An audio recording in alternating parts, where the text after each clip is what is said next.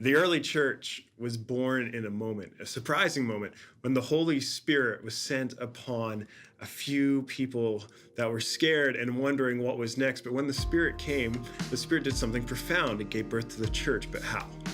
Peter picks up the scriptures and he preaches to that place in that moment at that time, and he calls people to respond to Jesus of Nazareth, who was crucified and now risen as the Lord of the universe. And from the preaching of the word, we're told in Acts that people began to gather around their teachings, around the breaking of bread, and for fellowship and for caring for the poor. That is what the church is. That is how the church is born. And what we learn from that is that the church is always contextualized for a certain place and a certain time and through the power of the Spirit and the word proclaimed. Why do we need to know about that? If we're going to plant churches, it has to be on the basis of understanding that Toronto is not Vancouver, and Vancouver is not Edmonton, and Edmonton is not Calgary.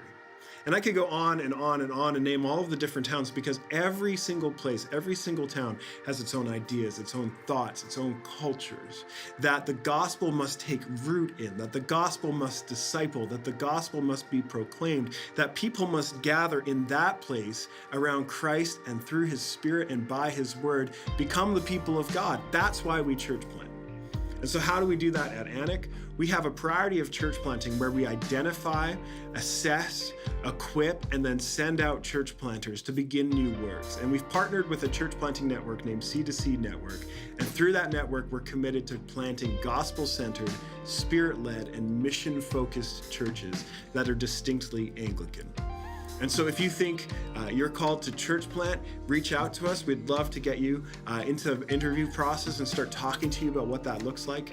If you're a church who's identified a church planter, we want to know about that. And if you want to talk about planting a church out of your church, we also want to talk about that.